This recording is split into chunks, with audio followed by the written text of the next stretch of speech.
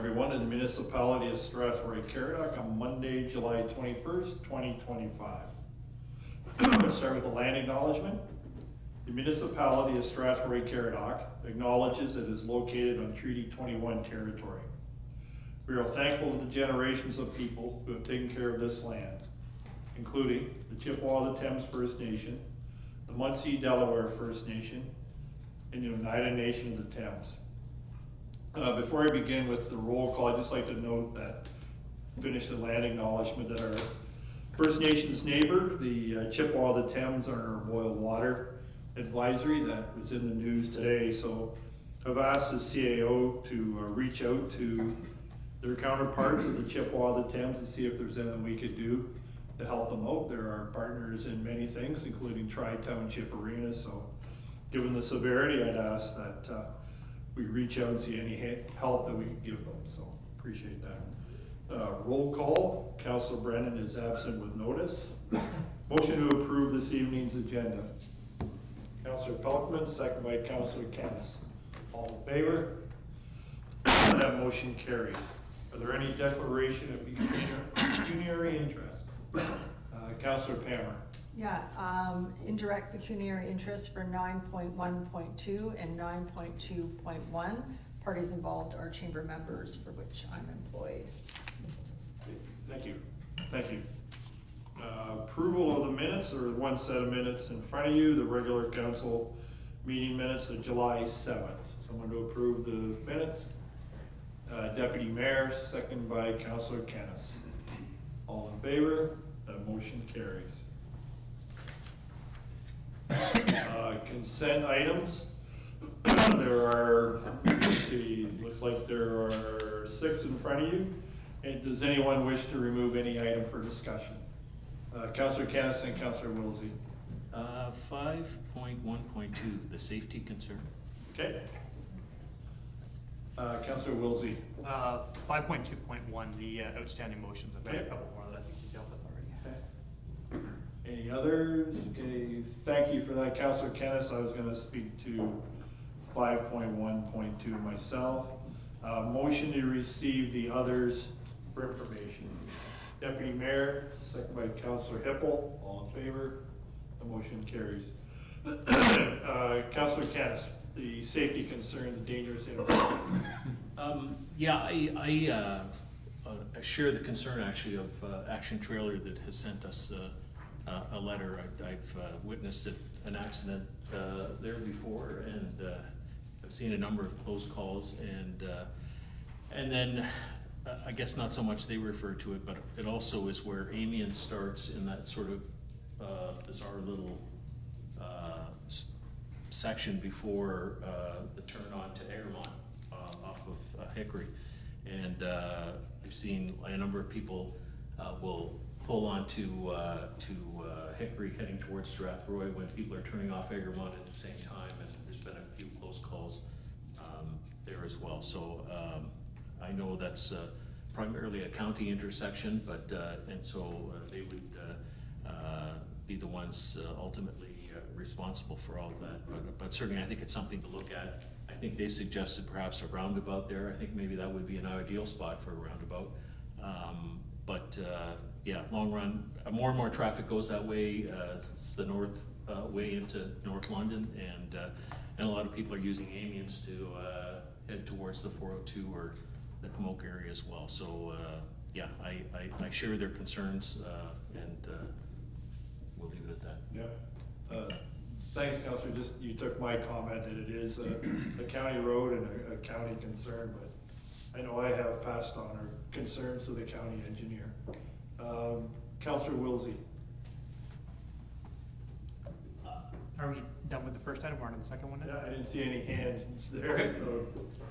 So on the outstanding motions, there was 2 that I believe we've already dealt with. One is the seniors focus group. I believe we already received a report back on that. I didn't know if that motion needed to stay on. And the other one was the whistleblower policy from the strategic priorities. I believe one of those has already been passed. So I don't know if we need to keep those 2 on that list. Before I make the motion, just want to confirm with staff that I'm right on those 2 items. Director Payne on the whistleblower. Thank you, Chair. To Councillor Wilsey, actually that's due to come back. That has not come back yet, so I did review that on the agenda as well. I'm earmarking it for the next council meeting, report back on that, so. So next week. And I think Director Littleborn on the seniors focus, I believe we have dealt with that one, correct? Through the chair to council, that motion was to develop a pilot project. So Okay. that's was the direction out of the focus group meeting. Okay, thank you. Does that satisfy everything there, Councillor Wilsey? Any other questions on those two? Motion to receive 5.1.2 and 5.2.1. Councillor Wilsey, second by the Deputy Mayor. Before we vote, did you have a question, Councillor? I just was gonna ask about the Darcy Drive water service. I thought we decided that was getting done. Is that on the outstanding motions, Councillor? It is. But I thought we decided to replace all the copper pipe. I could be wrong. That's fair. Director Ortiz, could you comment on? Through the chair, I'd suggest we can leave that on there and we can report back to council at a future date on that. Okay. Any other questions? See none, you have a second motion. All in favor of that motion to receive? Motion passed. Notice of motion, Councillor Wilsey, you have a motion in front of us. All right, so really what this one is for is to take a look at a green bin program starting in next year. Mostly just, or actually exclusively just for the settlement areas. Once our population hits more than 100 people per square kilometer, which in Strathroy-Caradoc is 27,100, we are required by provincial law to have a green bin program. Blue Water Recycling Association, which I'm the board member and the representative for the municipality, has a program where we're looking at a number of municipalities. It's already done. They already collect our recycling. They do it all in the same truck. They've got a plan. They're already meeting with our director to implement it. So really this just comes through to look at implementing it for the next year in the budget in the areas.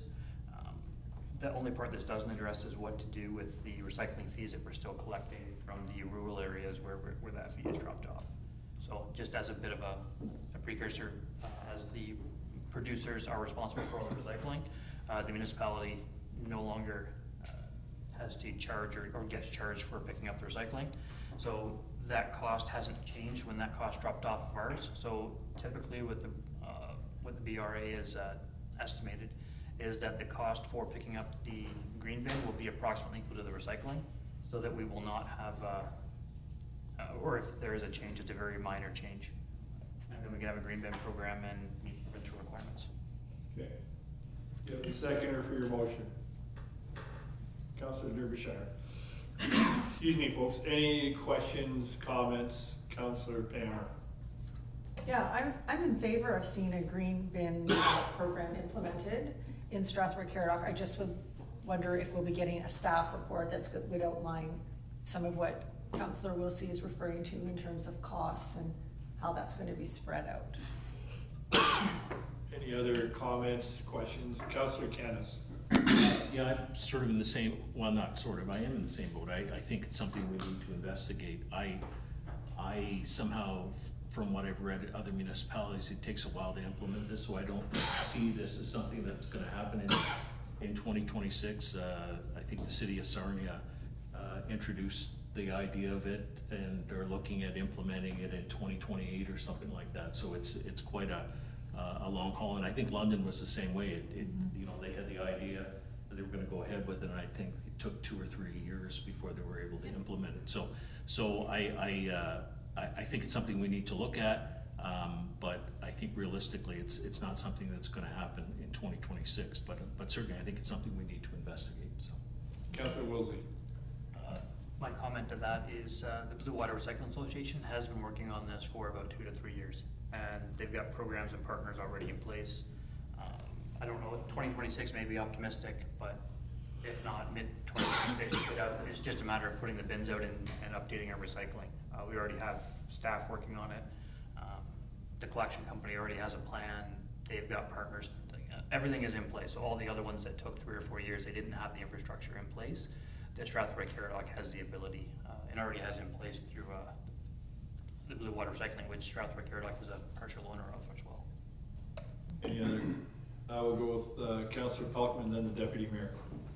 Yes, thank you. You know, I don't have an issue with having a green bin, but you know, really, I think that the motion should reflect that we're looking on for Blue Water Recycling to take the lead on this, and that we're just supportive of their actions in whatever timeframes that they come with, and then we'll be receptive to whatever they have. But at the moment, outside of the motion that we're getting, we haven't heard anything from Blue Water about what timeframes they're ready to roll out, or what cost, or anything like that. So same with the piece about the blue bin. You know, we're going to be reflecting our costs based off of the invoices that we're getting from Blue Water. Deputy Mayor. Thank you. I echo everything everybody else says, but I think this needs to be referred to staff for a staff report, as Councillor Pammer earlier mentioned. So I would make the motion to refer it over to staff for a staff report. I think you're referring, we have a second motion. I think the motion to refer. Motion to refer take precedence. Okay. So we have a motion to refer this for a staff report. We need a seconder for that motion. Councillor Pammer. So motion to refer for a staff, Councillor? So is staff going to work with our Blue Water rep, who is at the meetings and bringing everything back to it, from it? Like I understand what the process is, but we send a representative down there to be at these meetings to bring this stuff back to us, to inform us. So are we gonna work with him, or are we just gonna let staff try to figure it out?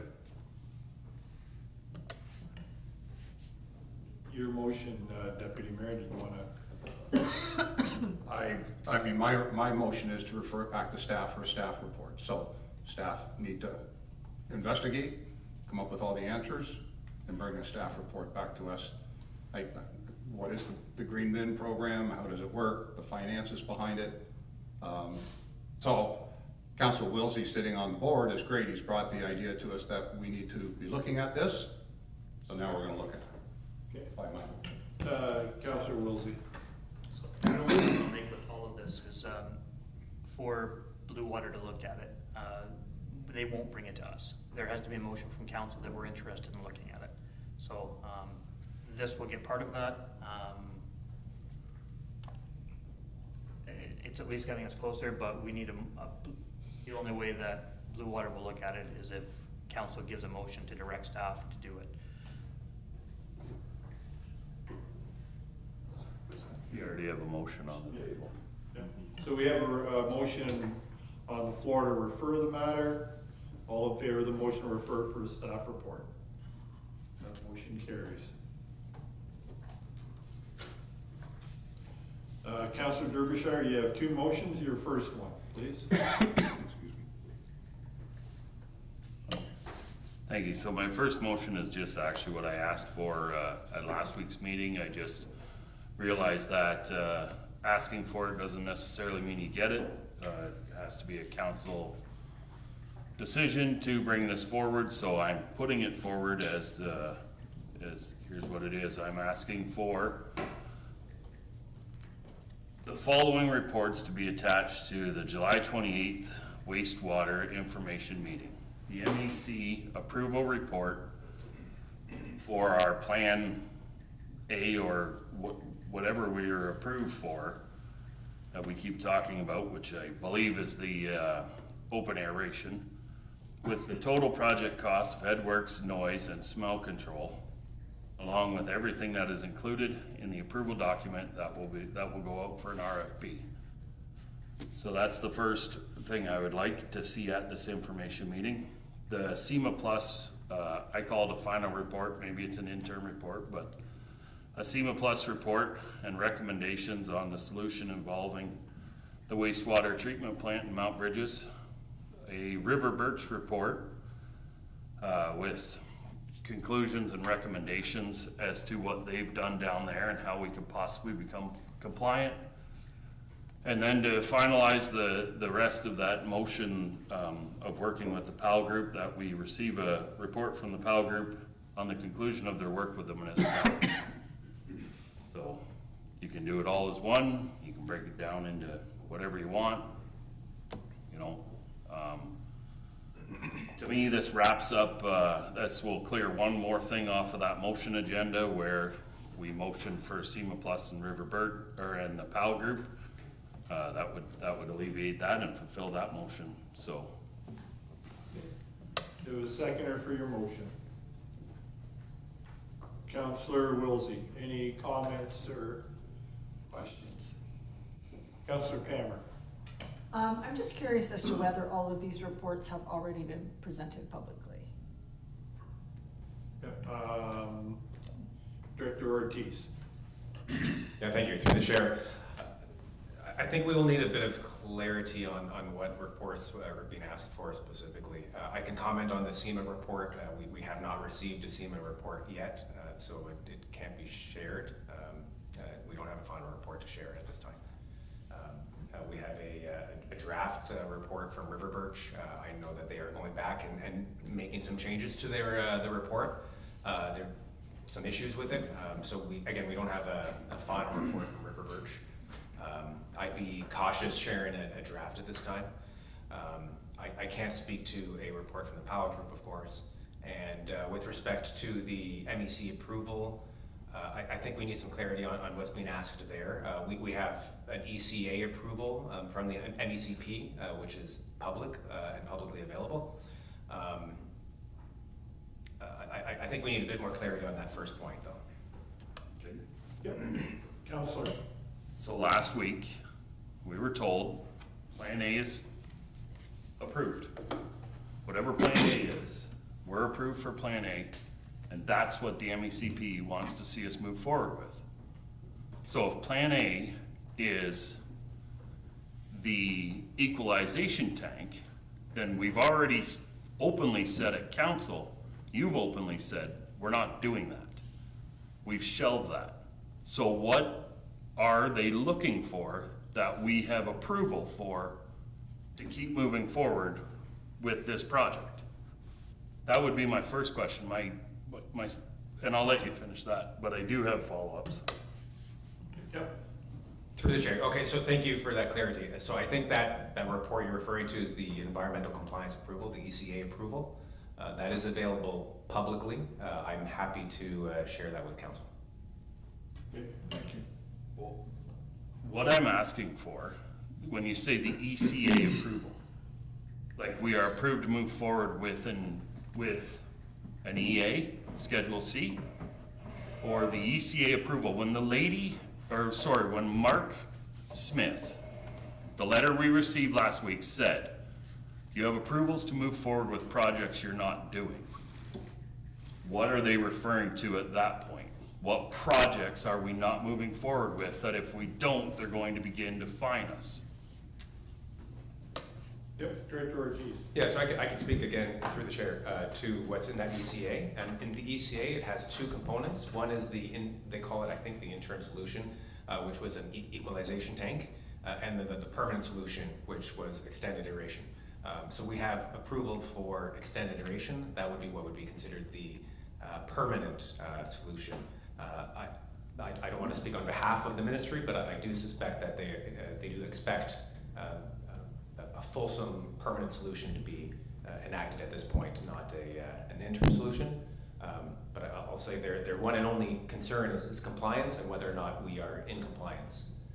And to that we are not. So can I ask you a question? So you could bring that report, right, for that approval? That could come with a package next Monday?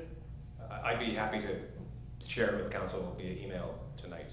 Yep, okay, that's cool. Yep, then we'll. So the approval is, just so we're clear, and in layman's terms, the approval is, one is for the equalization tank, the next is for extended aeration. So we have approval to move to extended aeration from the MECP.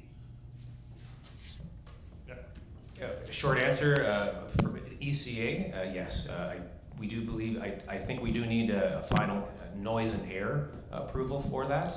But that's separate from the core ECA, which is the main approval, which is in hand. Okay, well, other questions? One more, Counselor, because then we want to vote on your motion. Okay. So we can switch to extend to open aeration. We're approved to switch to open aeration. Not in principle, not in theory. They've said, if we approve the money to do it, we can switch. Is that approval there? So again, through the chair, the core approval for the ECA, which I will share with council today, is in place. In addition to that, we do need an ECA for noise and air. I don't believe it's finalized to date. I suggest that is a not as difficult of an approval to obtain. So we do need to follow up with the ministry on that, and prior to going to tender, we would need that approval in place, correct? Okay, other questions? But can we just clarify? Prior to going to tender, we need that approval. But just, not to interrupt, Councilor, we're voting on the motion in front of us, right? I know you want to ask a question, and it's fair. But the motion is to bring the approval for it. You can't bring the approval, we're not approved. Is that what I'm to understand? To move forward, if we were to make a decision at this special meeting, which it's supposed to be an information We're session. not making a decision next week. Okay. We're well, not making a decision. I'm just trying to help get through the motion, right? I Perfect, understand the just question. like, but then there's no sense, like if we're not gonna get any reports from anybody that's doing anything down there, then what is the information next week? Well, your motion is to make sure we get the reports, and I'd like to vote in favor of But your he said motion. you can't, because they're not available. SEMA Plus hasn't done one, River Birch has a draft and it won't be ready. So you're not getting any reports, so what are we gonna sit for 2 hours at a meeting for? If it's an information meeting, why don't we have all the information presented? Or are we just doing 2 hours of fun time? I wouldn't characterize it as fun time. Do you want to elaborate, and we'll ask for other questions? Yeah, I could speak to that briefly through the chair again to Councillor Derbyshire. We're going to do our best to share the information that we have to date. Obviously, there's been a lot of work completed, both by staff and by consultants. I think there's some value in sharing that with council.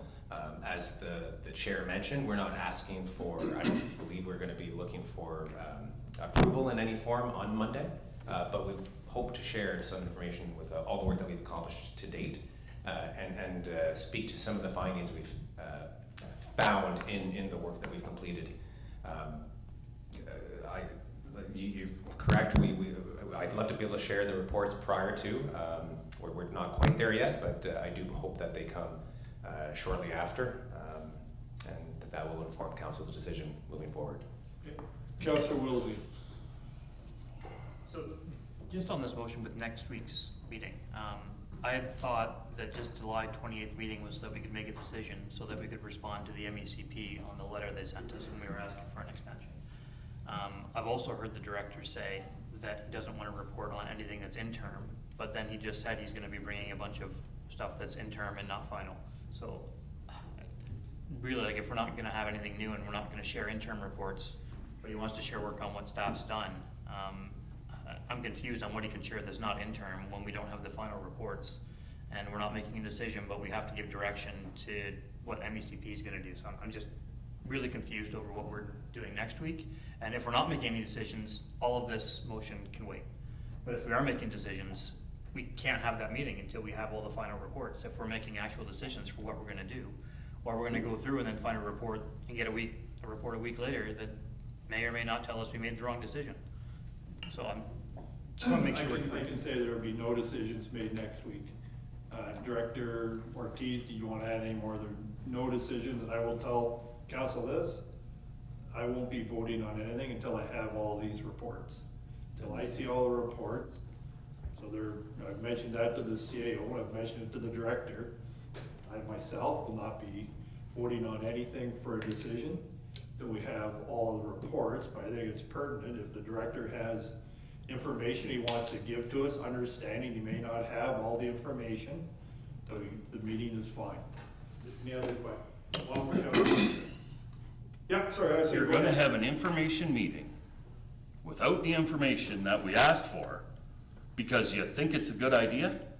Like, this is getting to the point of ridiculous. Bring the damn reports that we need. Yeah, watch it. Well, but listen, you're sitting up there like, oh, well, it's no big deal. We'll just spend 2.5 hours of our life. Never said it was no big deal. Well, but it's, if we're not getting the reports from the people that we requested the reports from, then why are we showing up to get told what, we're halfway through intern process, this, that? Like,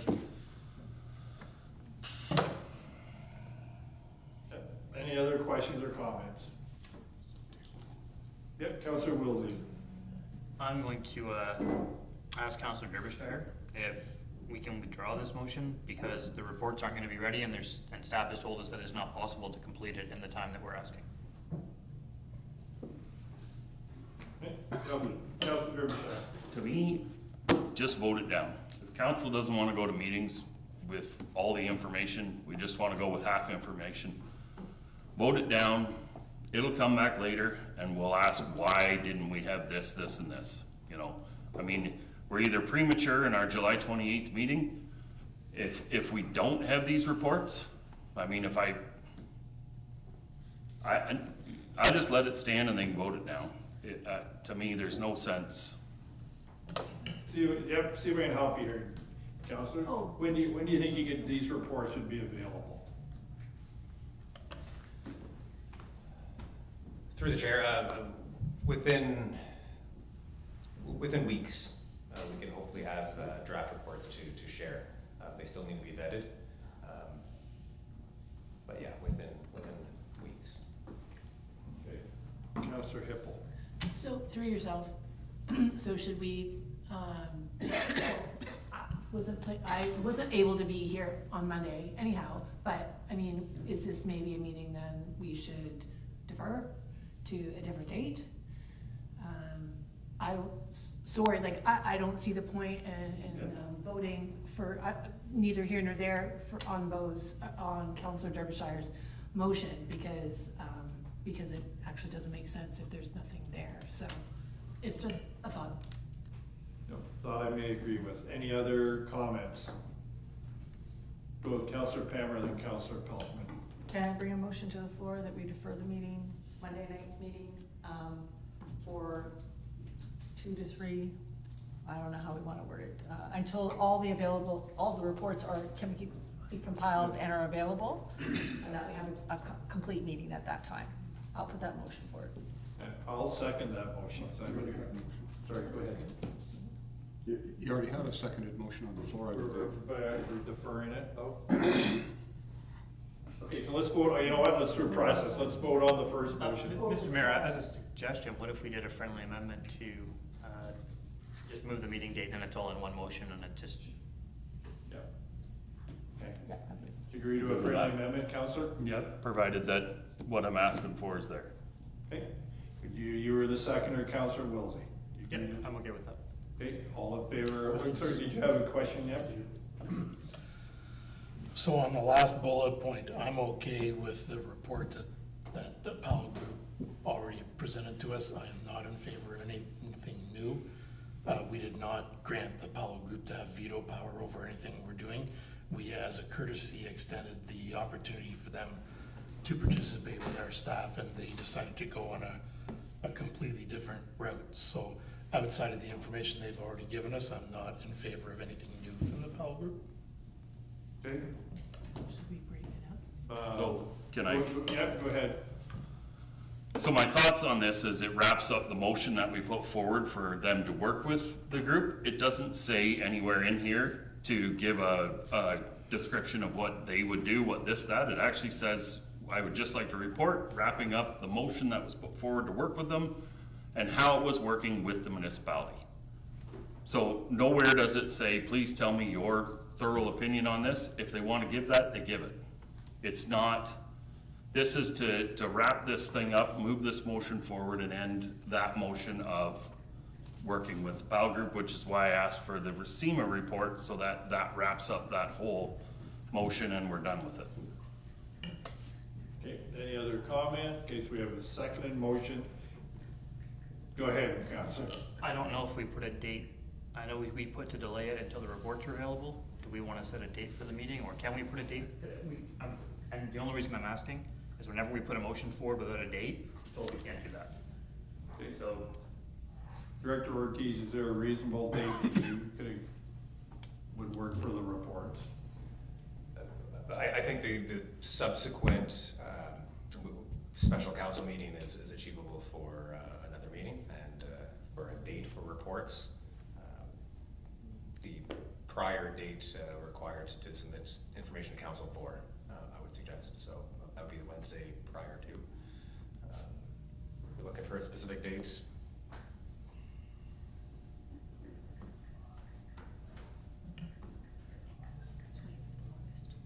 yeah, end of August, maybe. Okay, I'm gonna suggest, why don't we do it the first week of September then, near the end of August? So let's go the first So, week. before you do that, I thought the meeting was so that we could clarify with what we're going to move forward with for the MECP, which they gave us a 30-day extension from, or we don't know if they gave us a 30-day, we're hoping to get a 30-day extension on that letter. So this has to take place some point in August. Okay, August 25th. Yes. Sorry, apologies for that.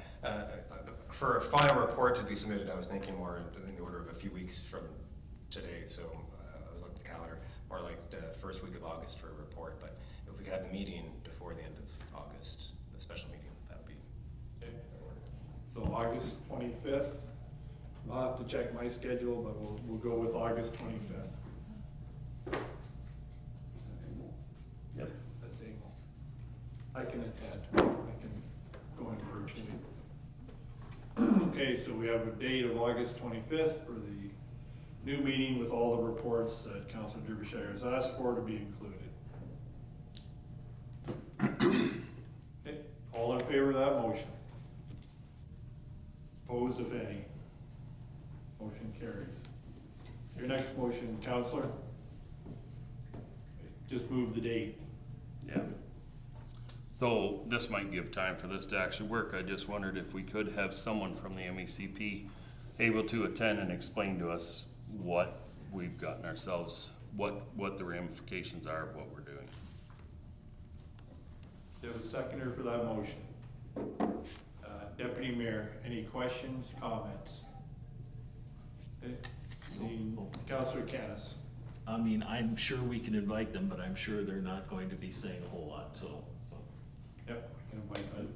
Councilor. Yes, and I'm not asking them for tell us what to do. It's more on the enforcement side of what happens if we aren't compliant, and if this and if that, and if nothing else, even if they want to send a letter, you know, verifying what's wrong. At least then we know, because we've been threatened for 3.5 years to be fined, but never been done, so.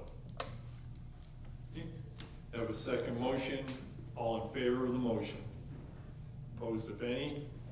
That motion carries. Communications versus the application for temporary noise exemption. Rock and Wheel Lions Park recommendations, the approval be amended to approve the end time of 11:30 p.m. Any questions or comments on that? Seeing none, someone to bring the motion.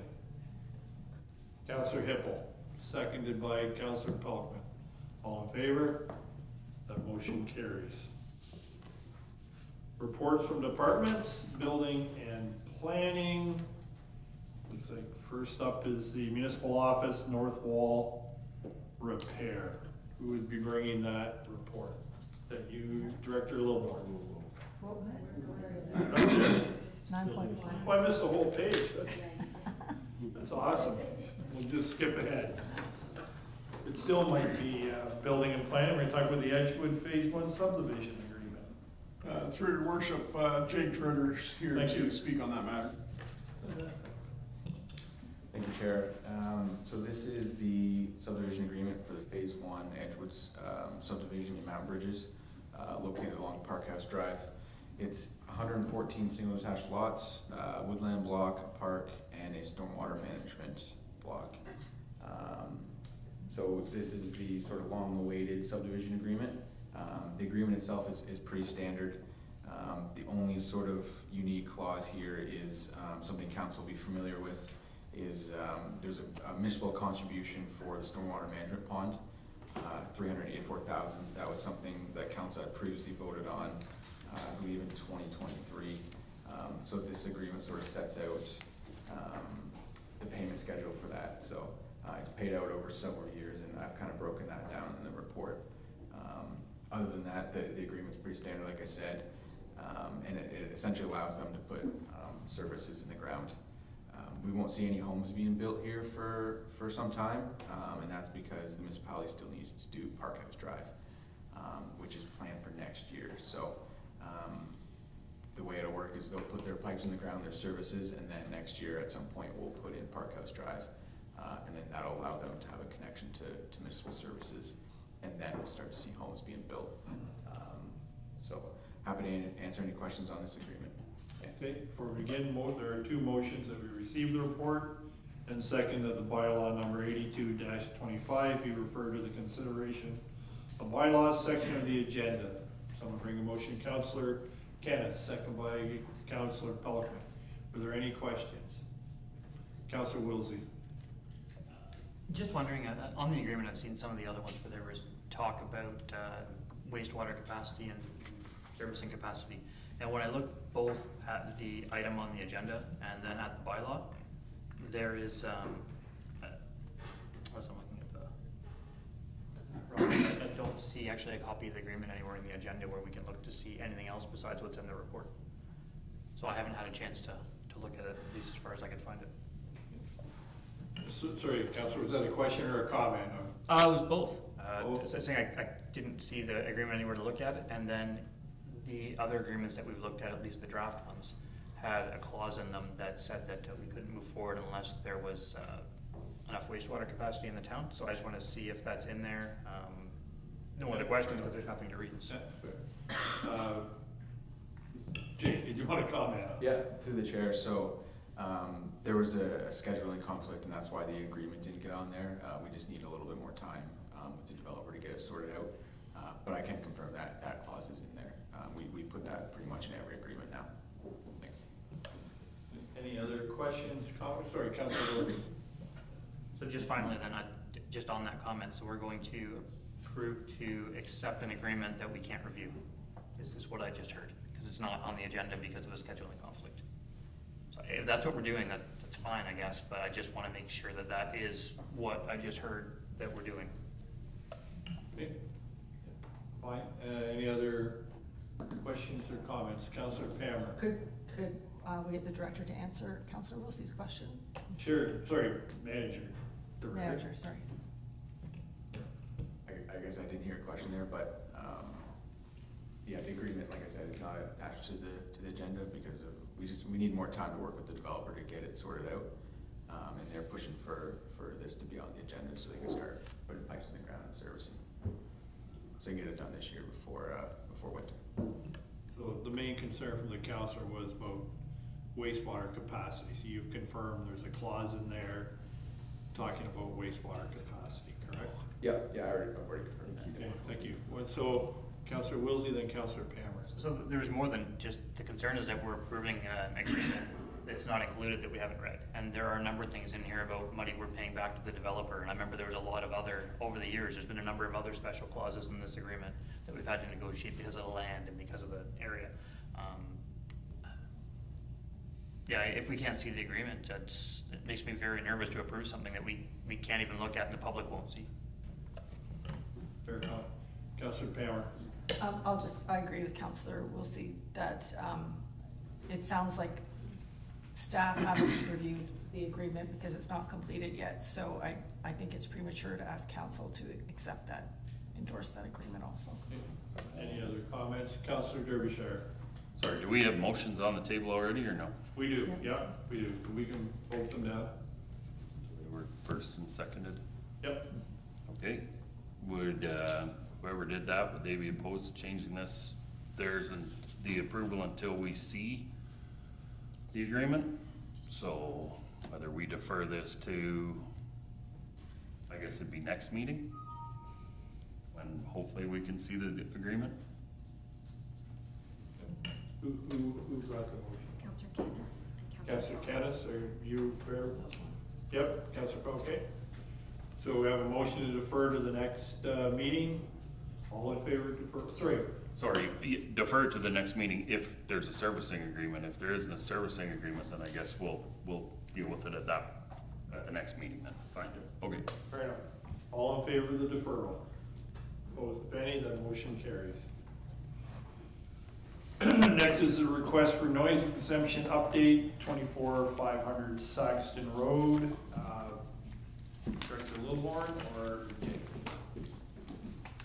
Through your worship to council, this is just an update. Council requested staff come back with an update with regards to where Caradoc Sands was with the site plan that they provided. You'll notice in the report, at the time of writing this report, staff did not have confirmation that the speakers were installed, no sound testing was done, that we did receive some complaints from neighbors about the noise. One event went past council's approved time limit of 12:30, and there was an event that occurred which wasn't on the application. And my understanding is that was a clerical error on behalf of Caradoc Sands. Since the writing of this report, staff have been in contact with Caradoc Sands. Wednesday, this past Wednesday, Cody Johnson went out to Caradoc Sands with a sound meter and tested the speakers that they have now. Cody was about 450, just let me double check that distance. 440 feet from the venue along a property line of the residence off of Bond Street, and the decibel readings did not get above 50 decibels. Now, there are many factors that can play into sound being carried, depending on wind direction and so on. So, but at the time when the test was done, there were the sound meter did not register above 50 decibels. The speakers are located. There are 3 speakers located in the venue. They do have pictures were taken with the speakers all facing inside the pavilion and the tent area. They have not been installed in accordance with the provided site plan. So they indicated in the site plan and the application that they'd be installed in the ceiling. They have not been installed in the ceiling. So staff have taken the comments from the first number of events and have come back with council with a suggestion of revising the end time to 11 o'clock based on some of the suggestions from residents. But I've recently also seen an email that's come in from residents suggesting the end time now be midnight. So staff just present the report for information, and I'm here for any questions. I think I'll split this one in two. So motion to receive the report first. Deputy Mayor, second by Councillor Wilsey. All in favor? We'll open up to questions. Deputy Mayor. Thank you, Your Worship. So in the course of looking at this, I've asked for a copy of the bylaw. Because I'm not quite sure how we can give an exemption to a bylaw when we don't know what the bylaw is. So it's actually bylaw number 30 of 13, so it's from 2013.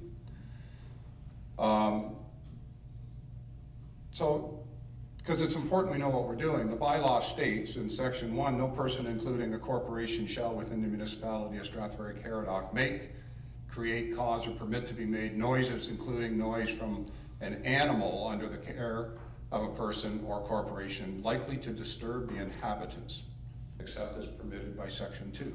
So you can't create any noise that's going to disturb any inhabitants of the community, unless there's an exemption in section 2. And section 2 says that, it's a little long-winded here, it's actually the largest, it's section 2C would be the applicable one. I will also state that nowhere in this bylaw at all does it talk about decibels. It does not exist, so I don't really know why that becomes part of our discussion. I don't believe it should. So there is an exemption in the bylaw that gives a general exemption and then also allows us to provide an exemption, which we had done. So it says the exemption, basic exemption in 2C says the sound from any apparatus or mechanism used in a reasonable manner for the amplification of the human voice, music or sound from any other sound producing or sound reproducing instrument or apparatus, by a local organization where funds are being raised for a charitable purpose, or in connection with any public election meeting, or for any other public celebration, none of that applies so far, or other gathering for which written permission has been obtained from the municipality of Strathroy-Caradoc. That's what we're dealing with. Provided the sound does not create an undue disturbance for occupants of adjacent property as determined by a police officer or by a law enforcement officer. Seems clear to me in a letter that we've all received from one of our residents that seems to be speaking for a number of residents in the area, they are disturbed. So I don't know how we can go any further and say we can either repeal the bylaw or the bylaw has to stand as written. I don't think we can do much more with it than that. I'm not suggesting we repeal the bylaw. The bylaw says we can provide an exemption as long as it doesn't,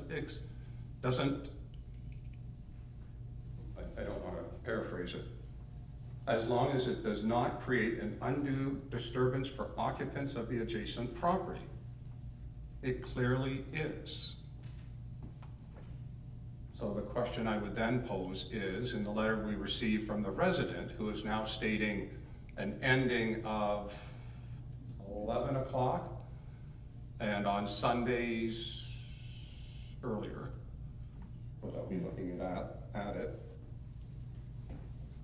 it seems that they are saying 11 o'clock on Fridays, Saturdays, 9 p.m.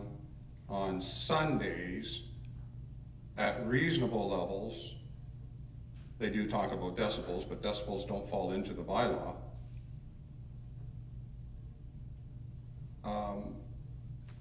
I think somehow we have to incorporate all of that if we're going to continue with the exemption, or we withdraw the exemption. I'm not sure how else we can legally maneuver around that. I'll leave it there. Okay. Any other questions, comments? Councillor Wilsey. Just to do with the times, and maybe one other comment first. If we're doing a noise exemption for any property, it's going to affect the neighbors and they're going to hear it. So if we're going to approve an exemption, it's going to affect the neighbors. There's no question about that. There's no way it can't do it because they want to be loud later than they're allowed to. That's why they're asking for the exemption. But the second part, with municipal staff, if we change this and it's all sorts of different times and it's this time on Saturday and then this time on Sunday, how do we enforce that? Like, do we just take resident reports and we take that as yes, they were late, or do we have a bylaw officer who's there to check to make sure that the time's done? Or if they call in a complaint, does this go to the police? How does a resident at 11 o'clock on a Saturday night call somebody if this isn't done at like 11:30 or 11:45 or 12:30, like they put in the email that they're going late sometimes? How do we enforce this? If there's no way to enforce it, I don't know if it even matters. Sorry, I was kind of anticipated you jumping in. Oh yeah, I got the bylaw in front of me. This bylaw is enforceable by any police officer of the municipality of Strathroy-Caradoc or any bylaw enforcement officer of the municipality of Strathroy-Caradoc. Quite simply, when I wore the uniform, I enforced this bylaw many times. Can still be done. So the police show up, you're outside the bylaw, you're outside the exemption, it's over. And it's like any other method of enforcement. You speak to people, and if need be, it ends up in provincial offences court, and people are saying, well, it was 11:30 and this was still going on. And so it doesn't have to be an officer. You don't have to have somebody standing there with a watch. You receive a complaint and you deal with it. So I don't really think this body needs to worry about enforcement as police or bylaw.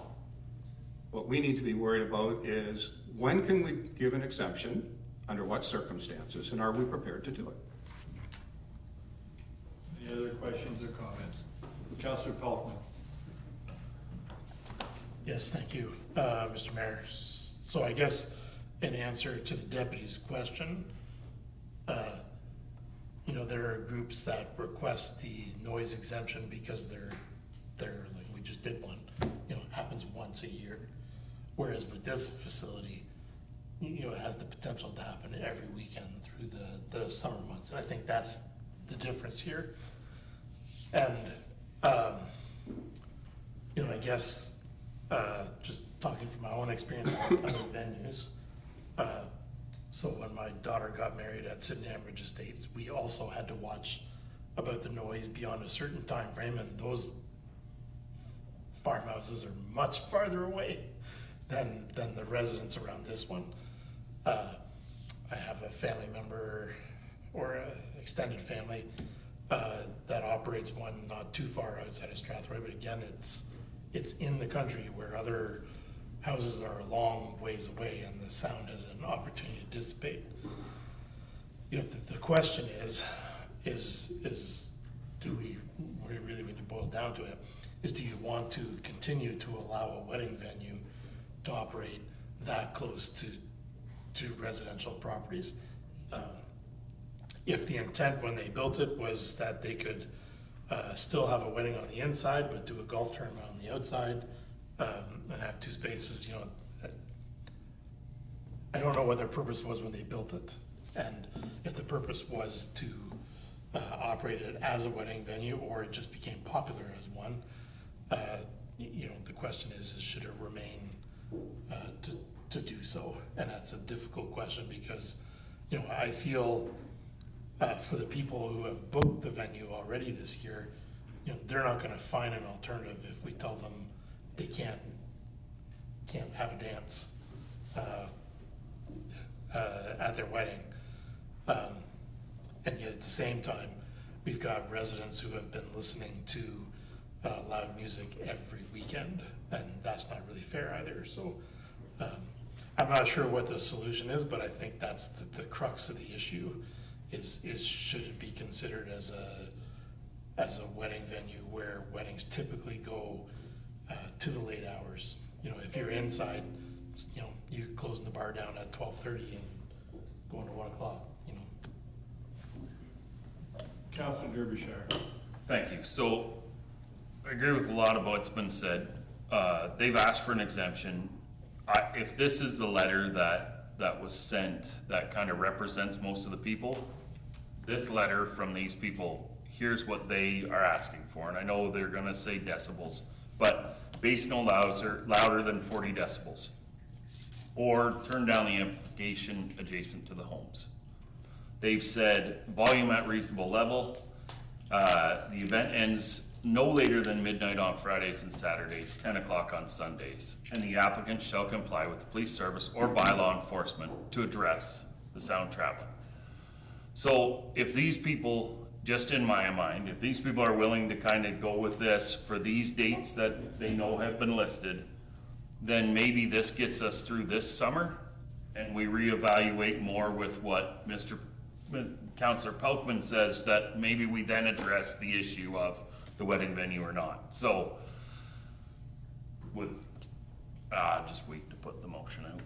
Well, we don't have a motion in front of us yet, Councillor, so if you want to make one. Well, I didn't know if there was, I didn't want to make it and then stop any of the thing, but my motion would be that we use the recommendations that we approve the dates that have been given for this application under the recommendations by the land owners, citizens, with the exception of the 40 decibel, because I don't know if there's a way to actually read that, but it does say, you know, keep your bass down, especially when it's facing. So if you can turn the speakers down to do this, but they're willing to compromise, you know, the citizens are willing to compromise to allow this venue to still run.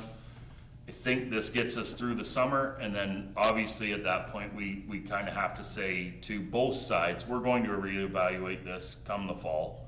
But right now, maybe neither group is happy, but it gets everybody kind of through to somewhat what we want. Yeah. So my motion would be that we approve the dates with the time and what's recommended by the citizens. Get a seconder for your motion. I would have seconded, is that, sorry. just Well, wait, I'll second that. You'll second it, okay. And so this is, because I think we got another letter not that long ago, asking for times before, but now the time recommended is 11 o'clock. Is that? The last one I have here that was sent Thursday said the end the event no later than 12 midnight on Fridays and Saturdays and 10 o'clock on a Sunday. I have 11 and 9. Which day is that? What day did you get that email? I received that today. Yeah. Sorry. I have 11 and 9 and I received that today. So that's the same lady who, I think it's always by the same lady, yes, she's speaking for the group. okay, so they've put 2 different times. Because the rest of it is the same. So you second as councillors, Yeah, I second it. I guess I'm just not sure, what kind of time we're So you looking get at it. anymore, right? So. okay. Well, let's split the difference and call it 11:30. Deputy Mayor. I keep going back to the bylaw, so it says, again, noise that does not create an undue disturbance for the occupants. And the occupants are now saying to us, we'll put up with the noise until 11 p.m. on Friday and Saturdays and 9 o'clock on Sundays. The bylaw says that it's illegal for you to create noise that causes or likely to disturb the inhabitants. And they're saying they are disturbed. So the bylaw says they have the right not to be disturbed. They're now telling us we will accept it and not claim disturbance up until 11 o'clock p.m. on Friday and Saturdays, 9 o'clock on Sundays. That bylaw, I think, would be in keeping with the spirit of, those times would be keeping in spirit with the bylaw all the way through. So I would make a friendly amendment that it is 11 p.m. and 9 p.m. You okay with that, Councillor Derbyshire? Sure. Second, Councillor. Yeah, if I can comment. Sure, you sure can. I agree with everyone said. I'll vote for this, but I think as Councillor Derbyshire said, this goes till September or whenever the season ends, and then we've got to come up with a permanent solution beyond this year, because this is not something we want to be involved in and arguing with on an annual basis. So. That being said, we have a second motion. All in favor of the motion? Opposed, if any? That motion carries. Community Services, the Management and Operation of Concession Services, Director Littlemore. Thank you, Your Worship. As the report indicates, staff went out for RFP for the operation and management of concession services at Gemini and West Middlesex. We had 2 bid submissions. One bid submission was for $1,000 per month for a 3-year term. The other submission was for 15% of net sales for a 3-year term. It should be noted that the second submission modified the bid form and crossed out gross sales and wrote in net sales. Staff reviewed the revenues received in the previous years on the 12% of gross sales, which was significantly less than what the $1,000 a month would provide for the recommended operator. Staff's here for any questions. I'll split this one in 2 also. Motion to receive the report first. Deputy Mayor, second by Councillor Wilsey. All in favor of receiving the report? We'll open it for questions. Councillor Hippel. Thank you. Through yourself. Just comments and maybe a question as well. So if we're looking at it as $1,000 a month fixed fee, I wonder if maybe if we're not, or if you're not looking at RICO because of that, maybe that would have been a conversation to have, like maybe instead of them saying 15% of net sales for a 3-year term, perhaps they would have looked at it and said, oh, okay, if you're wanting a monthly fixed fee, maybe they could do that. I'm not sure if that's something that you're allowed to do when you put that out on bids and tenders, but that's just a question. But I do have a massive problem with this. And the problem is that the competitive edge sports, the arena patinery, is not anywhere from here. It's in Midland. And we have, Rico Foods has been an operator and a supporter of our municipality for years, for so many things throughout the whole entire municipality. And I can't even imagine, well, I mean, I would never support this. I would take this off the table, and I would highly suggest and put a motion on that we actually go with RICO, because I just think that we're putting our foot in it if we're kicking out our own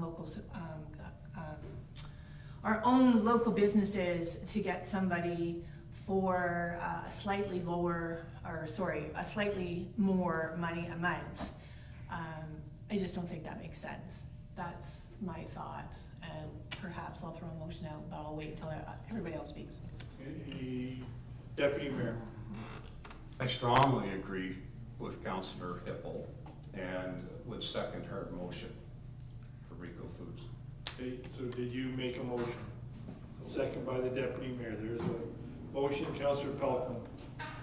Yes, thank you. I'm not necessarily opposed to the motion. However, you know, I did get an email from Rico Foods today, and I responded to him and basically said, you know, that we've heard some issues about the number of hours that they operate and things like that. So that's something that I'd want to be monitored if we end up going with Rico Foods, because it doesn't do us any good if it's closed all the time. The other thing is with the net sales. I'm not exactly sure what net sales means. You know, it was implied in the communication I have that it's kind of the same as the HST. However, to me, net sales could mean the retail sales minus cost, or so I think I'd want that defined before we sign the agreement. I would be okay with the retail sales or calculated off of HST, so that it's a non-negotiable figure that can't be contested one way or the other. But other than that, I would agree. I would rather go with the local supplier. Any other comments or questions? Councillor Derbyshire. Thank you. So, yeah, that would probably be my question is, what were we asking in the RFP process? Did we ask for a fixed rate or a percentage, and did one give more weight than others? Like, to me, you're almost looking at two different bids completely. Same thing, I did reach out to Rico Foods to see kind of where it was going and what was going on, and whether they would be open to a fixed fee, which they did say yes they would. They do that just as easily. It just wasn't kind of the offer. So, to me, I don't want to go and miss, but if it were up to me, I would say that we scrap this and maybe do the process again, specifically stating whether we want a fixed or a net sales, or decide that way, instead of just picking what we want. Let's just level the playing field and start again. I hear that. Can I ask a question about the procurement process and the sanctity of the tender process? If you go back and ask, I think, may or may not be able to change who we award the tender to, but can you go back and re-tender based on the fact that it wasn't favorable to one supplier? being very conscious of the sanctity of the process. I don't know if I'd say not fair. No, well, I would say we weren't really specific in what we were asking for, and you ended up with two fair enough. separate bids. I'm trying to get us there, Counselor, I just wanna make sure that, Through the chair, the RFP process, this has been the same RFP that's essentially gone out year after year after year whenever we submit it. We ask for a fixed fee, like a flat fee, or we ask for a percentage of gross sales. The reason we ask for gross sales is it's easy for us to calculate. You bring in $1,000 worth of revenue, it's 12% of $1,000 worth of revenue. The staff follow the process in which we do our RFPs. We put out a bid, they fill out a bid form. If the one applicant or the one bidder modified the bid form, so they literally crossed out gross and wrote net. So when staff evaluated the bids, and we saw that for the year of 2024, 12% of gross sales equaled $8,859.80. That is less than the $1,000 a month for the other bidder. Then we took into fact what is net sales. Well, net sales, you subtract a number of items off of gross sales. So that would even be less than we made the assumption, because we don't know the sales that they would have in 2026 and 27 and 28. But we've made the assumption that it would be less than the 12% of gross. So in staff looking at what is in the best interest of the municipality from this proposal, staff awarded or recommended the awarding of. Staff thought wholeheartedly about the process, a local bidder versus an outside bidder. But because staff don't have the luxury of making those decisions, that's council's role, staff presented what is in front of you this evening. So the process was followed. Now, with regards to can we cancel this process at this point, I would have to pass that off to my esteemed colleague, Mr. Dagan. and my suggestion is I'm in favor of awarding the contract to Rico Foods based on solely on, as council's discretion about their community involvement, their contribution to the community. To me, that seems fair solution. Yep, Councillor Wilsey hasn't spoken yet. The only thing I'll add to this is that we're looking at this, as inflation goes up, prices go up, that percentage is gonna be a higher number at the end of 3 years. $1,000 is still gonna be $1,000. That being, I think they're gonna end up pretty much equal after 3 years, even if they're a little bit lower for the first year. That being said, we're talking about $3,000 a year on an arena that costs us $270,000 per ice rink to run. Like, I think we're spending a lot of time. I think we should just go with the local provider. Fair enough. Were there any other comments? Councillor Canis, then we'll bring it to it. I have no issues with the local provider either, but I think we need a clear definition of what these net sales is, because that's a very mushy, there could be a very mushy interpretation to that. So I think we need a clear definition as to what that is. And as long as we understand what that is, then that's fine. But I think we need a clear definition. Us dictating what that, what's acceptable as a net sales, not for the provider, so. Councillor Derbyshire, then. Can we go with Rico Foods and you guys work out a deal going forward? Do we have to lay out exactly what this is, or can they match, or what, or? Councillor, well, I'll let Councillor Derbyshire ask me that question. Doesn't matter, I'm gonna say no. Someone answer that question for Councillor Derbyshire. Staff would not be, through chair to council members, council can direct staff to negotiate, but it's council has to have the final decision. we can bring back a report after we have conversation and meeting with Rico Foods and determine, you know, maybe after conversations they go back to gross sales versus the net sales. But I can't answer that at this point. So we would have to bring back a report for council to approve. Okay. Councilor Paul.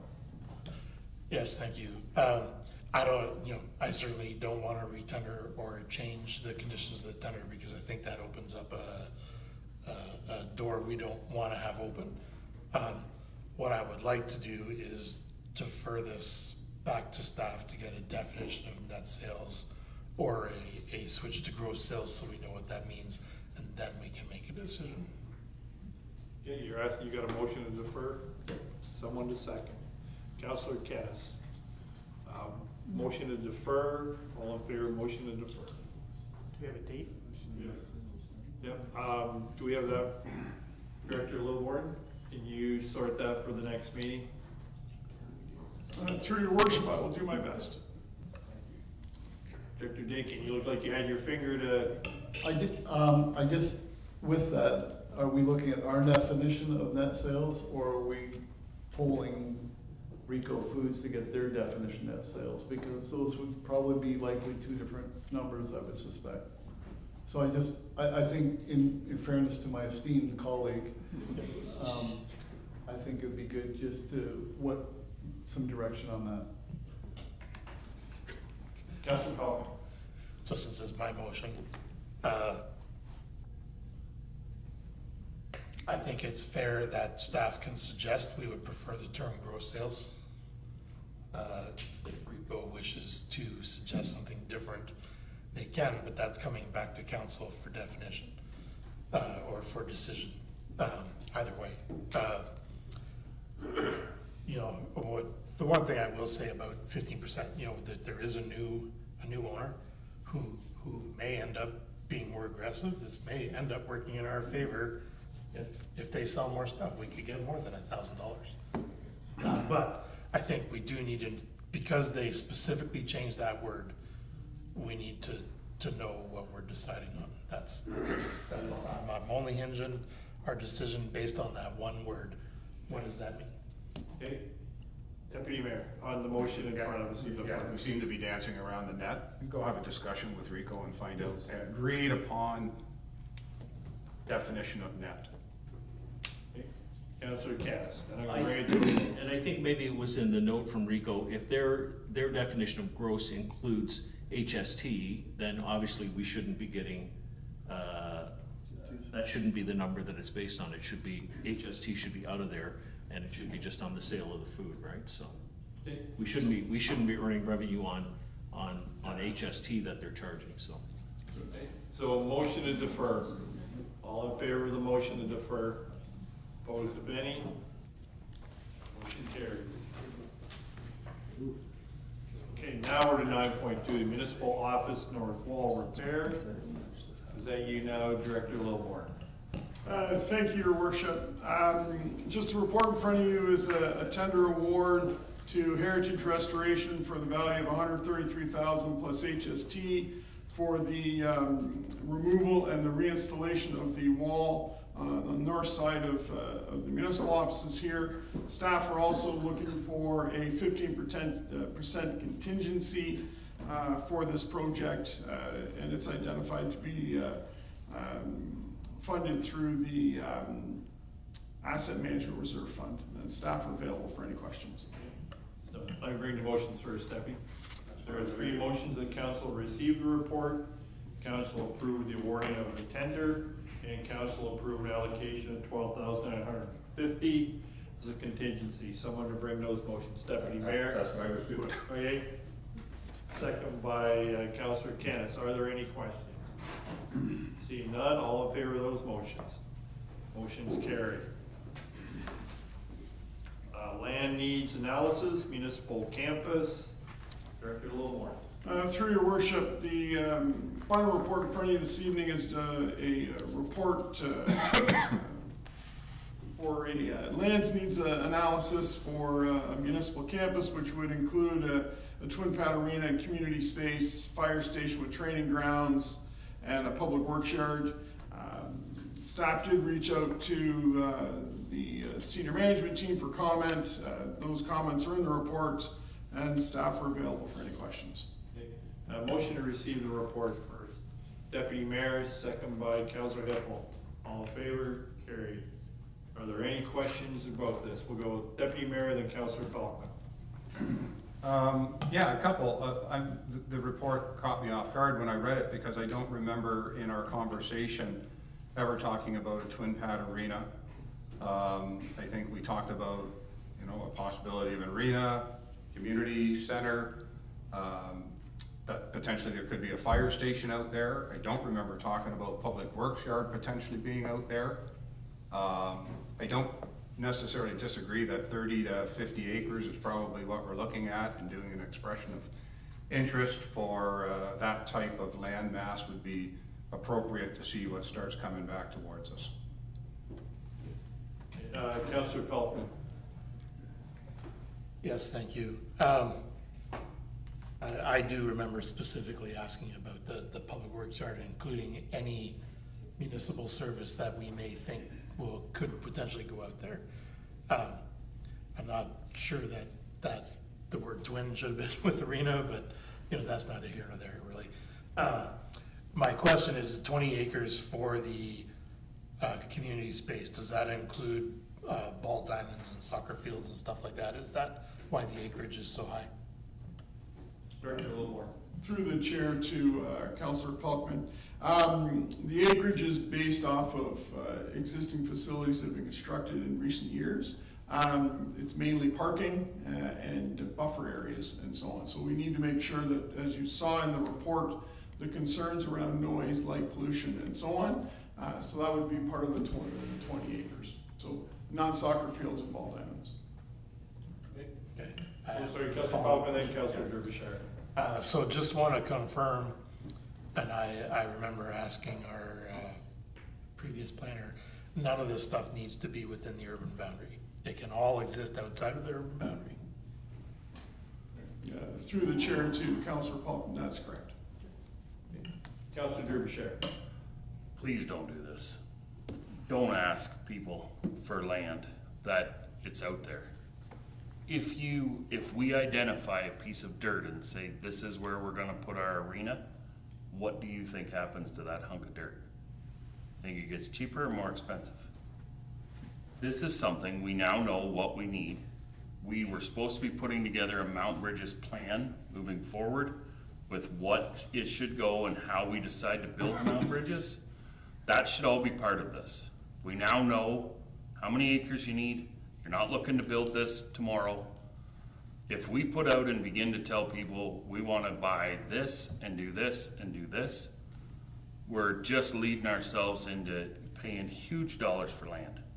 Or we're accepting places into our official plan because we've included them as what we want to do. That's what it'll look like. This is an in-house practice. We now know what we need. You need 35 acres. This is what we're looking at building.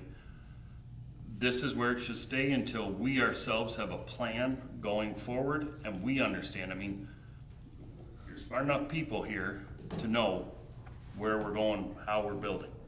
If you're putting it out to the public as to who has land for us or what land do we think we want, I just think I think we're headed down a bad slope here. I think we should just keep this in-house. We know how many acres we need now, which is what the question was posed originally.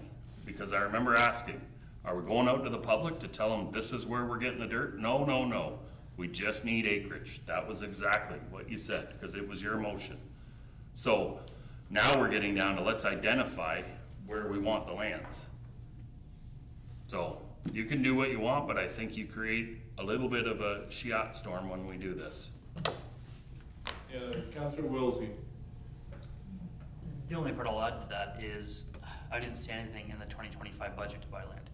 If we're gonna do an expression of interest now, if it comes through in a month and we have people say, all right, here's my land, you can buy it, and here's my price, and then we have, you know, say there's 2 or 3 landowners that do that, and we don't have any money in the budget, and we don't put money in the 2026 budget, well, all we've done is told people we're gonna build something and then not done it. Or we're gonna buy land, and then once we buy the land, okay, now you buy the land, what are you gonna do with it now that you own it?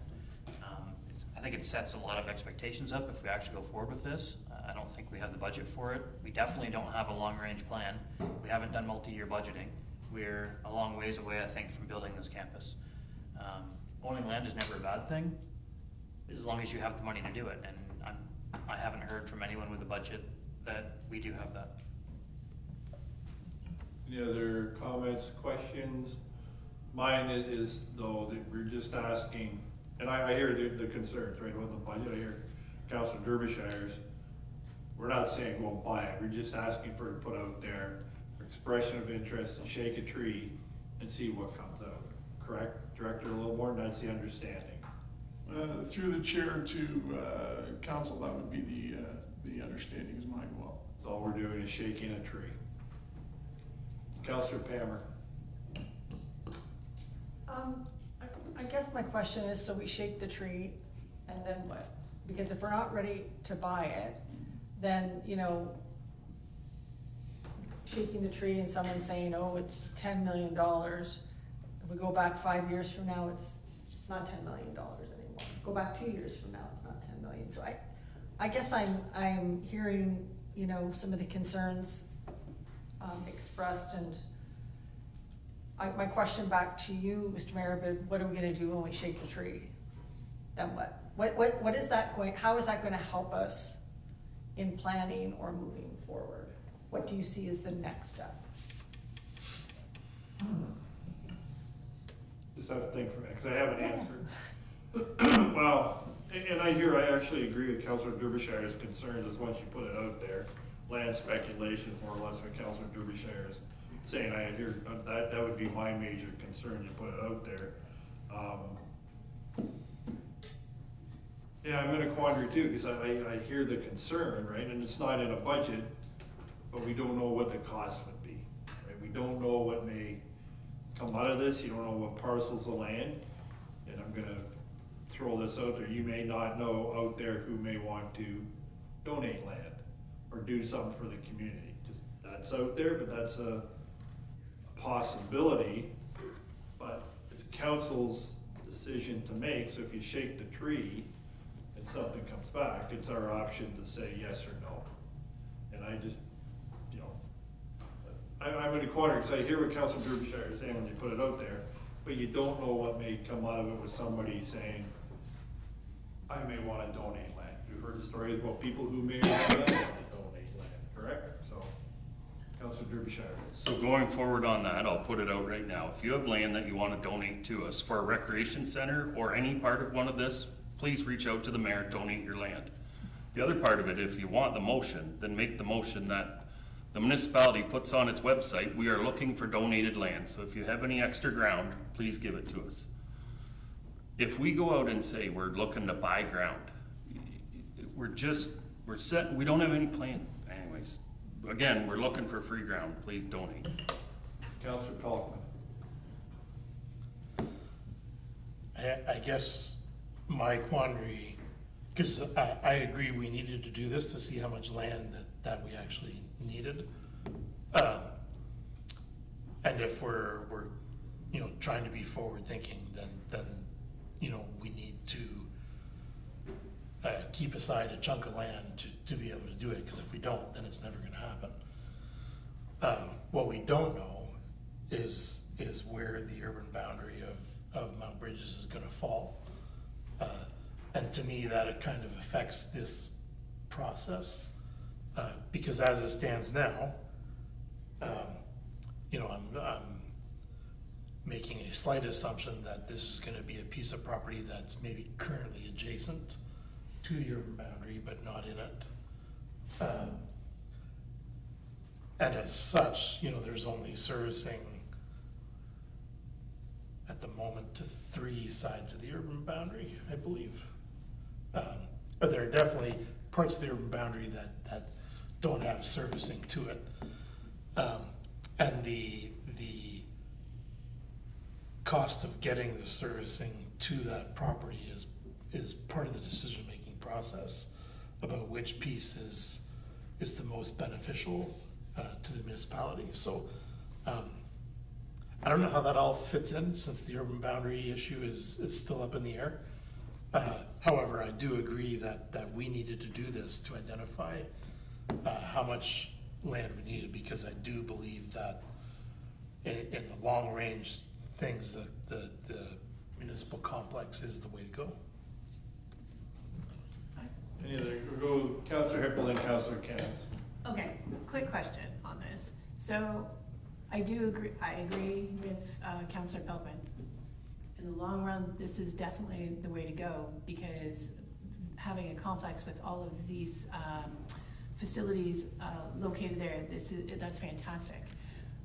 But my concern is this. My concern is for the fire station. So we've been discussing that Mount Bridges is struggling with their fire station. So the process worries me, because if we wait and, you know, we say we shake the tree or don't shake the tree, but we see what we need and we're, all right, okay, we got this. And a year comes across and then we're all in lame duck, nothing's gonna happen. And then you've got another term of council for 4 years, and is anything going to transpire for the fire hall in Mount Bridges?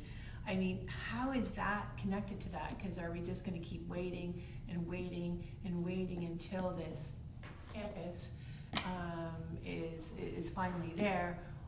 Or like, so does the fire hall wait for that? Or is that something completely different? There's a lot of crisscrossing, a lot of like unknowns, and I'm just, you know, is one waiting for the, you know, 3 others? I don't know. It's just gets a little complicated. I go over here and let the Councillor Cass the opportunity to speak. I was just gonna say, maybe this estimate of the amount of land that we need is enough for now, and as Councillor Derbyshire has asked, if somebody wants to donate land, then now's the time to do it. But beyond that, I also agree that if we tell the community we're looking for 35 or 30 or 35 acres of lands, there will be many people perhaps that put their hand up, but they're also going to be asking a substantial price for a piece of land that we're at this point not prepared to buy either. So maybe we've gone as far as we can go right now. So. Yeah. One more, we'll go to the deputy mayor. And then. Motion to receive the report for information. Okay, all in favor of receiving the report for information? That's what we have, yep, so there's a motion in front of you, so.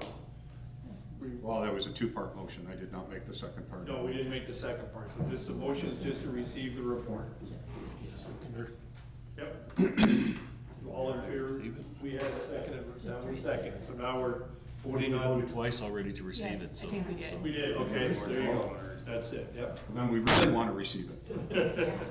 Okay, there's no further action then, unless someone wants to bring a motion. Okay, that's good.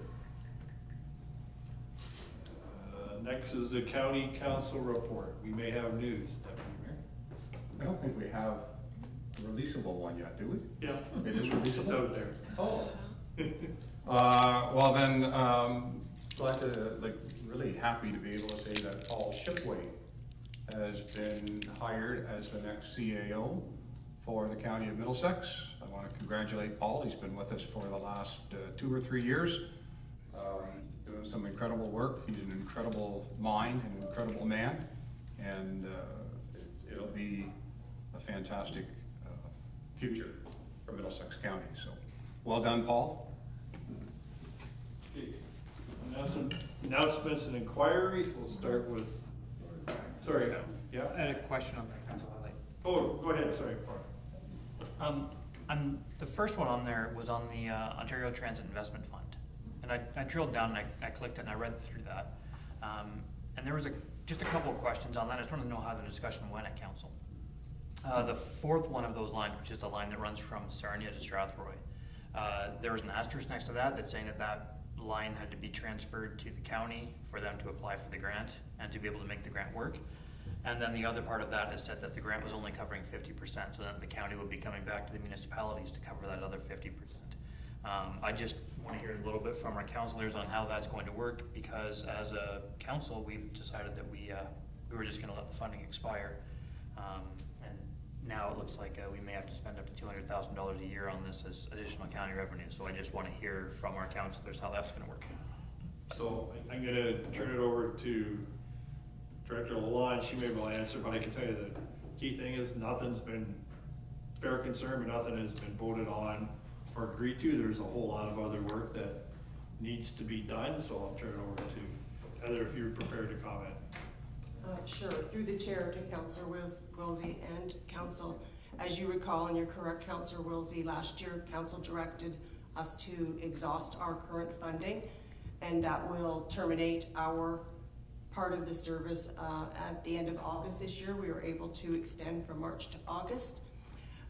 But Council also directed us to work with the county to see what would transpire with the future of intercommunity transit.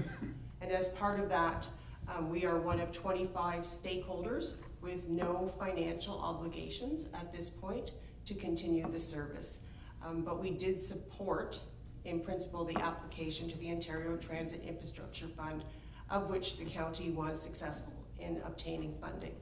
So the next steps from the county's perspective is to meet with the communities to talk about the future. At this point, there is no obligations by the municipality of Strathroy-Caradoc to fund anything. There may be a request coming forward, but at this point, we have not received any further information. Just a follow-up? Yep, go ahead, Greg. And just for the community, do we know what's going to happen at the end of August? Because that's pretty quick. What happened? I don't think we'll have the consultation and everything done by the county by the end of August. Municipal doesn't move that fast. So what happens when our funding is exhausted until the next part comes off? We're currently working with the county to see where that goes. At this point, we don't know. I mean, there is no funds budgeted by the municipality to continue the service at this point. But I strongly suspect that there will be, because of the OTIF funding, some opportunity to extend it until they get their financial model in place. Okay, so, Go ahead. sorry, just on that note, so will this all be coming back to us before any money is spent or given or decisions are made? Or have, by saying work with the county, have we now committed down a road that we might not be able to pull out of, being that we committed to be in when they applied for the grant? I got the same answer. The answer is no, but I'll let Director Lalonde comment.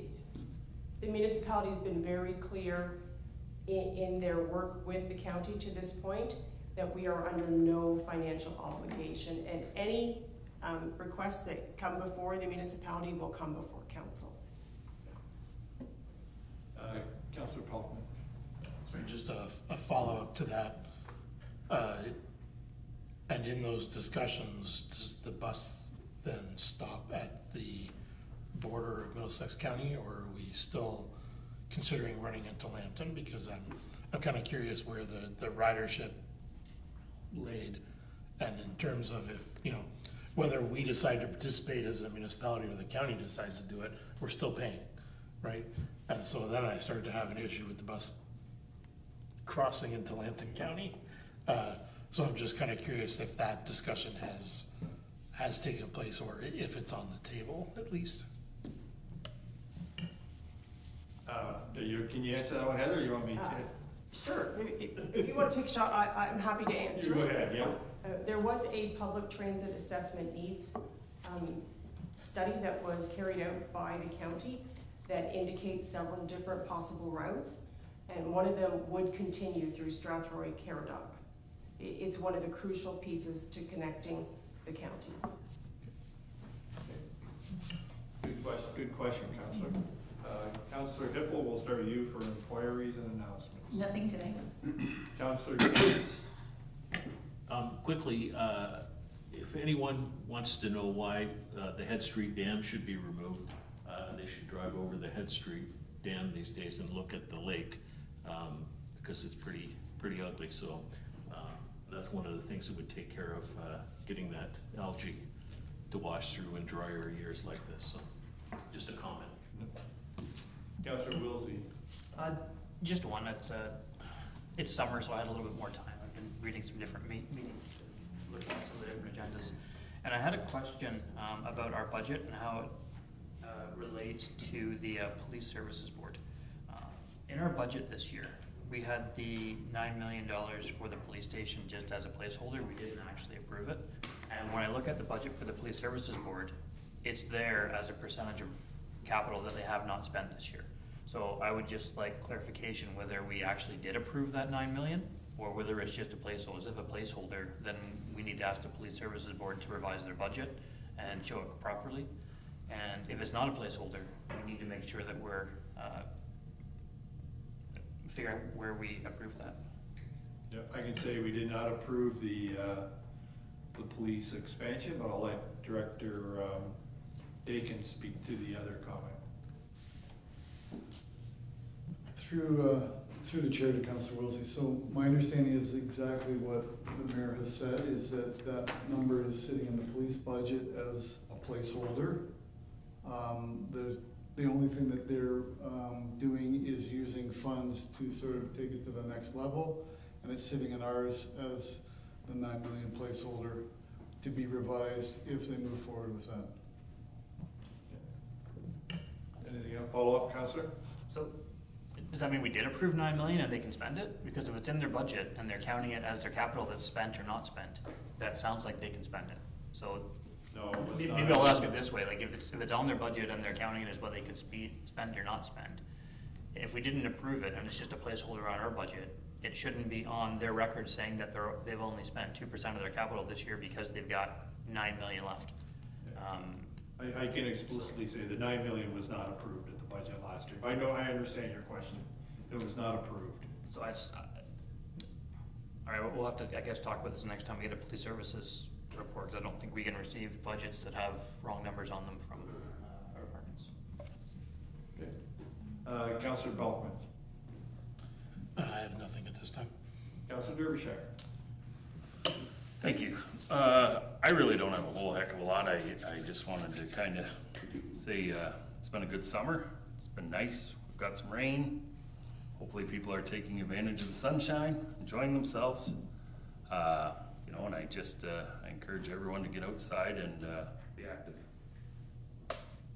Councillor Palmer.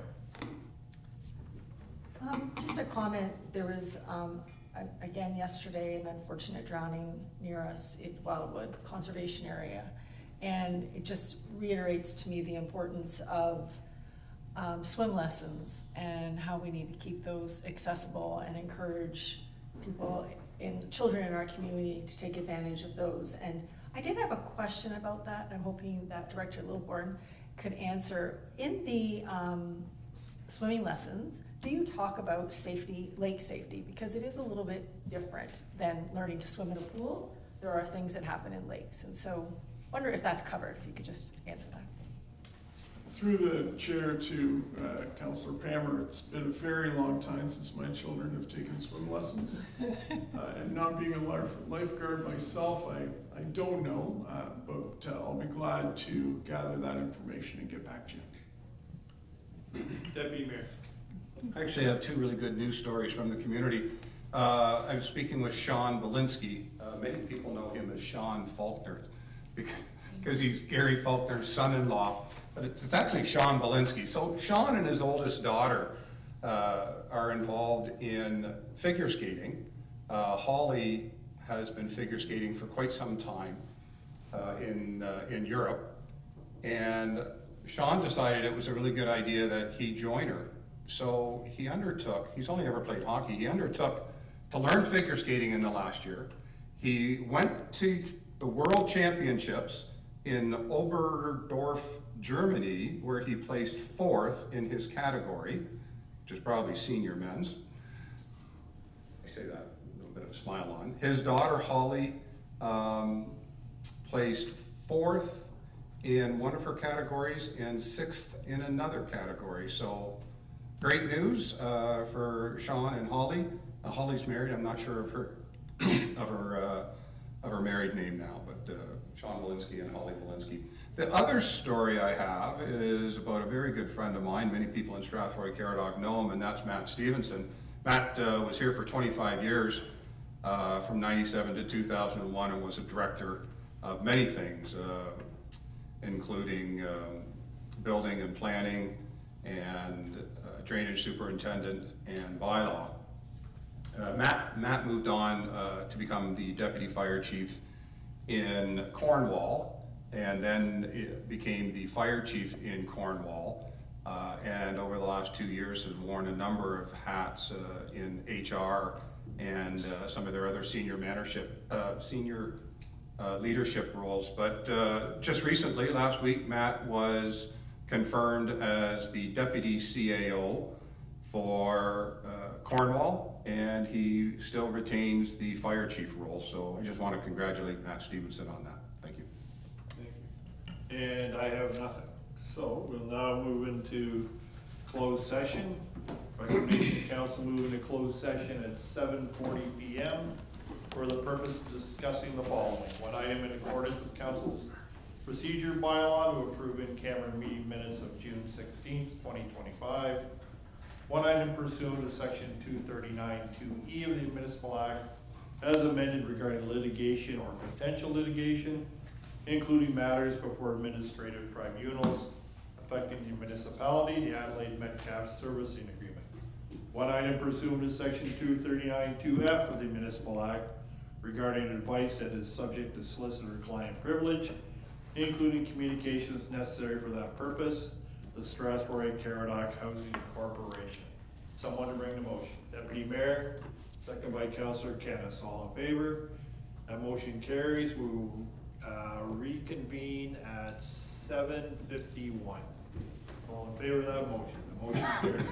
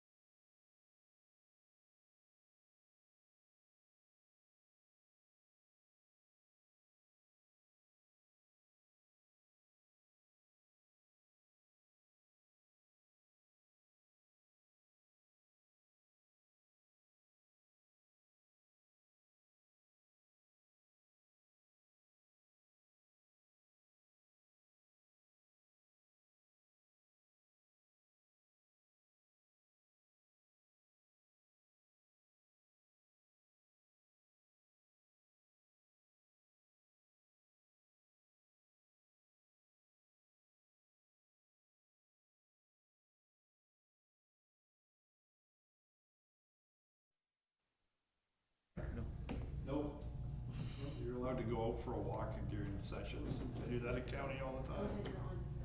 Okay, I'm on. Okay, sorry.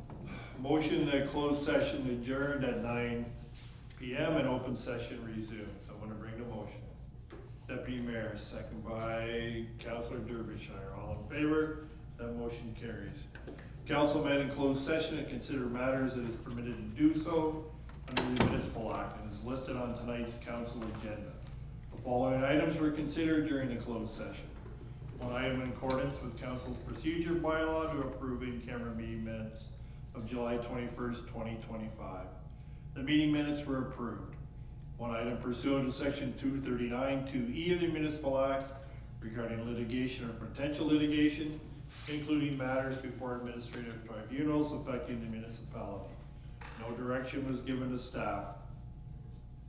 One item pursuant to section 239 2F of the Municipal Act 2001 regarding advice that is subject to solicitor-client privilege, including communications necessary for that purpose. Council received some legal direction. Okay. We'll now move to the consideration of bylaws. One bylaw will be removed from the consideration, that is bylaw number 8225, so we're removing that bylaw. Motion to receive first, second, and third, or final reading of the remaining bylaws. So I'm gonna bring that motion. Councilor Kennis, second by Councilor Pelkman. That motion carries. We have to ask us if we, All in favor? All in favor? Motion to adjourn at 9:02 PM. Motion by Councilor Pelkman, second by Councilor Palmer. All in favor? That motion carries. so there is no meeting next Monday.